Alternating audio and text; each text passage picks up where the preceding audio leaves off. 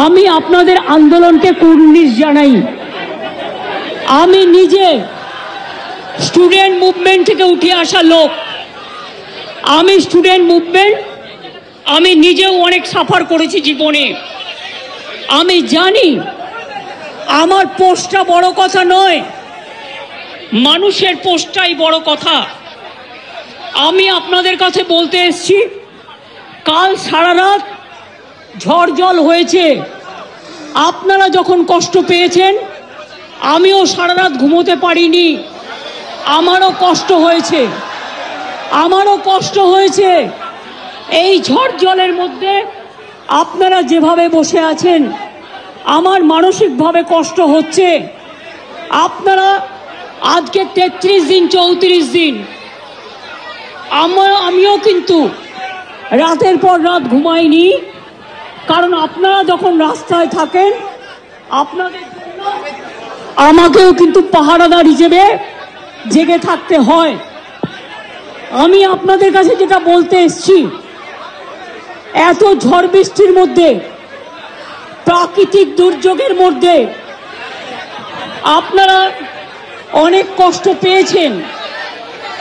আর কষ্ট না করে যদি আপনারা কাজে ফিরতে চান, আমি আপনাদের প্রতিশ্রুতি দিচ্ছি, আপনাদের ডিমান্ডগুলো আমি কথা বলে সহানুভূতির সাথে আমি স্টাডি করব।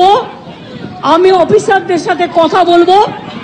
আমি একা সরকার চালাই না, আমার সাথে একটা chief secretary, home secretary, DG police সবাই আছেন। আমি আপনাদের বলতে চাই, আপনাদের ডিমান্ডগুলো আমি ভাববো, আমি চিন্তা করব। যদি কেউ দোষী হয়, তিনি নিশ্চয়ই শাস্তি পাবেন। এবং আমি চাই তিলোত্তমার বিচার হোক। আমি সিবিআইকে অনুরোধ করব, যত তাড়াতাড়ি বিচার হোক, এমনকি 3 মাসের মধ্যে তারা যেন ফাঁসির অর্ডার দেয়। আমি একটা সিবিআইকে অনুরোধ করব আপনাদের প্ল্যাটফর্মে বসে।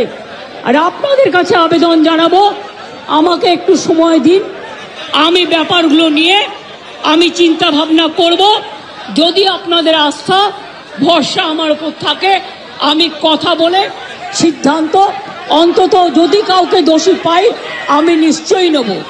আমি আপনাদের এটুকু বলবার জন্য এসেছিলাম।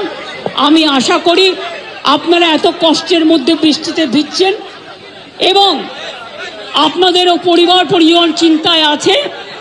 এবং আমি মনে করি অনেক মানুষও মারা যাচ্ছেন। আপনারা প্লিজ দয়া করে, আপনারা আমাদেরই ঘরের ভাই বোন, আপনারা কাজে যোগদান করুন।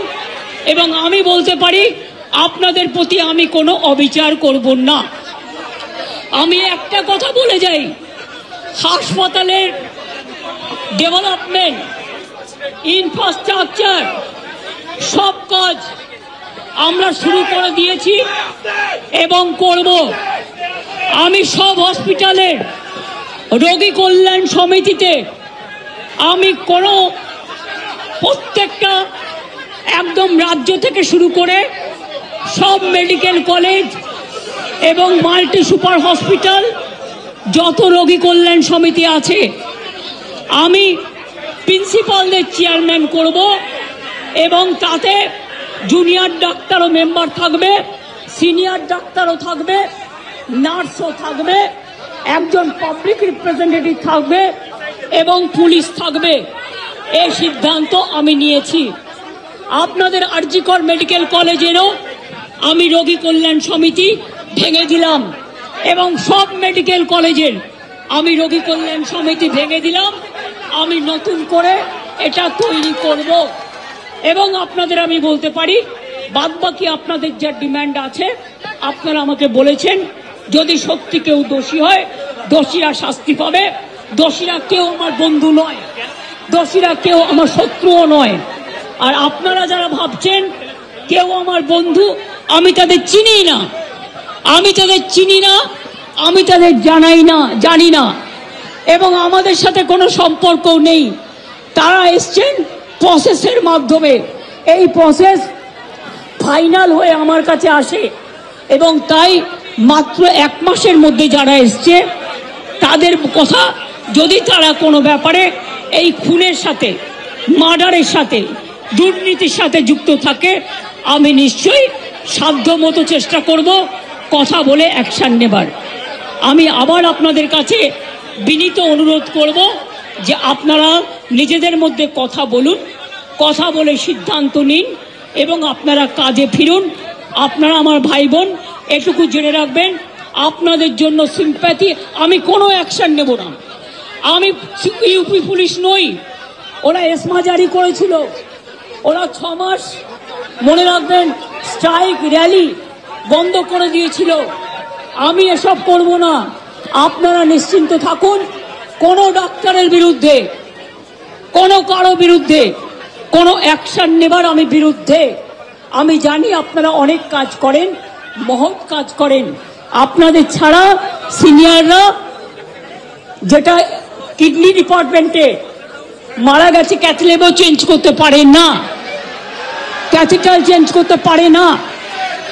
সেই জন্য আপনাদের আমাদের প্রয়োজন। আমি আপনাদের বলবো, আপনারা ভেবে চিন্তে সিদ্ধান্ত নিন। আর যদি আপনারা আমাকে বিশ্বাস করেন, আমি যখন আপনাদের ধর্ণা মঞ্চে আসতে পেরেছি আপনাদের একজন সহযোদ্ধা হিসেবে, তখন মনে রাখবেন যে আমি আপনাদের, যদি আপনারা বিশ্বাস ভরসা রাখেন, বাদ বাকিটাও মনে রাখবেন। আমি আস্তে আস্তে করে, একদিনে তো সব হয় না, করতেও সময় লাগে, আমাকে একটু সময় দিন। আমি নিশ্চয়ই সাধ্যমতো চেষ্টা করব। আমি দুর্নীতির কোনো একটা টেন্ডার কেস আজ পর্যন্ত আমার কাছে আসেনি। কোন রোগী কল্যাণ সমিতি কি কাজ করে এটা আমি জানি না, এগুলো আমার আন্ডারে আসে না। তাও বলি, যদি আপনাদের কোনো কমপ্লেন থাকে, কমপ্লেনের ভিত্তিতে নিশ্চয়ই আমরা তদন্ত করব। এমনিতে বিনা কারণে কাউকে সাজা দেওয়া যায় না।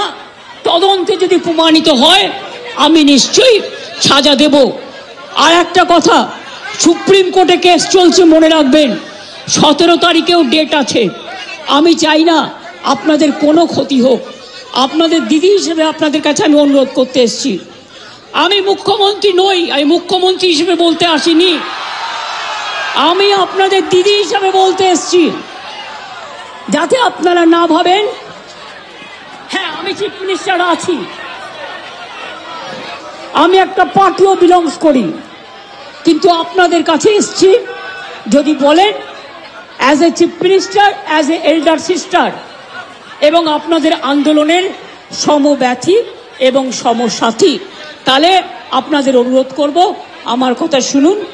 আগেও আপনাদের সমস্যা আমি সমাধান করেছি এবং আবার আমি করবার চেষ্টা করব। আমাকে এটুকু সময় দিন। ভালো থাকুন, সুস্থ থাকুন। আর একটা কথা বলবো, যে যা খাবার দিচ্ছে সব খাবারটা খাবেন না। হ্যাঁ, নিশ্চয়ই জাস্টিস হবে। সিবিআই এর কাছে যান, বলুন তিলোত্তমা কেসে জাস্টিস হোক। আমি আপনাদের কাছে আবেদন ছাড়া আর তো কিছু করতে পারি না, আমি আপনাদের জোর করতে পারি না। আমি আপনাদের কাছে আবেদন করে গেলাম, যদি আপনারা মনে করেন আপনাদের ধর্ণা মঞ্চে আসার ফলেও, আমি 26 দিন অনশন করেছিলাম, মনে রাখবেন সিপিএম গভর্নমেন্ট ছিল পাওয়ারে, একদিনের জন্য কেউ আমাকে কথা বলতে আসেননি। কিন্তু তা সত্ত্বেও আমি এসেছি, তার কারণ আমি মনে করি আপনাদের কাছে আসা মানে এটা নিজেকে ছোট করা নয়, এটা নিজেকে বড় করা। তাই আপনাদের আবার আবেদন করব, আপনারা বসুন, আপনারা আলোচনা করুন, করে সিদ্ধান্ত নিন। আমার এটা লাস্ট চেষ্টা আপনাদের জন্য করে গেলাম।